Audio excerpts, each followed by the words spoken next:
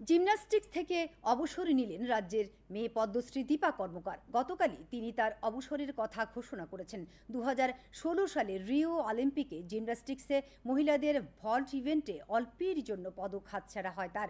যদিও তার প্রদুনোভা ভল্ট সে সময় গোটা বিশ্বে নজর কেড়েছিল। জিমন্যাস্টিক্সে অবসর নিলেও রাজ্যের এবং দেশের হয়ে যারা জিমন্যাস্টিক্সে আসতে চান তাদের পাশে থাকবেন বলেও জানান তিনি। দূরদর্শনকে দেয়া সাক্ষাৎকারে তার অবসরের বিস্তারিত তুলে ধরেন। আসলে কোনো কারণ না, শুরু হলে শেষ হতেই হয়, স্বাভাবিক। এবং যেটা সত্যি আমার বডি অ্যালাউ করছে না, দুটো সার্জারি এবং ইঞ্জুরি পিছিয়ে আমার ছাড়ছে না একটার পর একটা। এবং সত্যি যখন বডি অ্যালাউ না করে তখন আর ধাক্কা দেওয়া যায় না। জিমন্যাস্টিক্স এরকম গেম না যে শুধু করলেই হলো। আর মনে হয় যে শুধু করলেই হবে না, রেজাল্ট যদি না দেয় সেই করার কোনো দামও থাকে না সবসময়।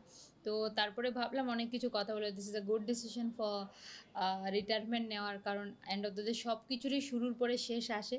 এখন নেক্সট চ্যাপ্টার। দেখুন, স্বাভাবিক গ্রাসরুট লেভেল কীভাবে আরও জিমন্যাস্টিক্সে আসতে ভালোবাসতে পারে ওদের, সেই আমি চেষ্টা করব দেখানোর। এবং অ্যাজ এ জিমন্যাস্ট হিসেবে নট অনলি শুধু ত্রিপুরার জিমন্যাস্টিক্স, পুরো ইন্ডিয়ান জিমন্যাস্টিক্স যদি আমার এক্সপিরিয়েন্সে আমার কোনো সহযোগিতা লাগে, আমি সবসময় ওদের পাশে আছি।